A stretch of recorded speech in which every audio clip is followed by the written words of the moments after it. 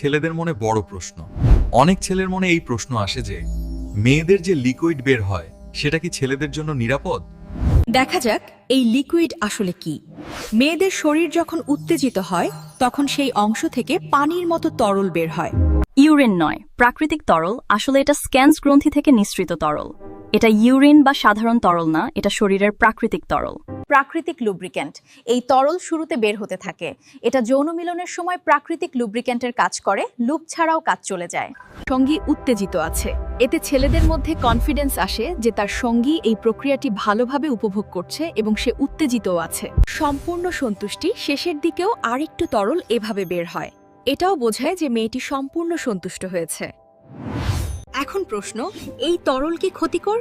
না, এটা বিষাক্ত নয়। এটা শরীরেরই একটি স্বাভাবিক ফ্লুইড, মোটেও খারাপ কিছু নয়। সুস্থ সঙ্গী নিরাপদ। আপনার যদি একটি মাত্র সঙ্গী থাকে, উভয়ই সুস্থ, কোনো ইনফেকশন না থাকে, তাহলে এটা সম্পূর্ণ নিরাপদ। ওরাল সেক্সেও নিরাপদ। আপনি যদি ওরাল সেক্সও করেন তাতেও কোনো সমস্যা নেই। দুজনই সুস্থ থাকলে এটা পুরোপুরি ঠিক আছে। সতর্কতা।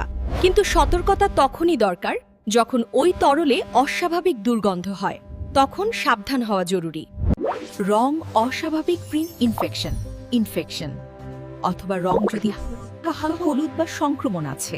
মুখের ঘা থাকলেও ছড়ায়। আবার আপনার বা আপনার সঙ্গীর মুখের মধ্যে ঘা বা ইনফেকশন থাকলে সেটাও একজনের থেকে অন্যজনে ছড়াতে পারে।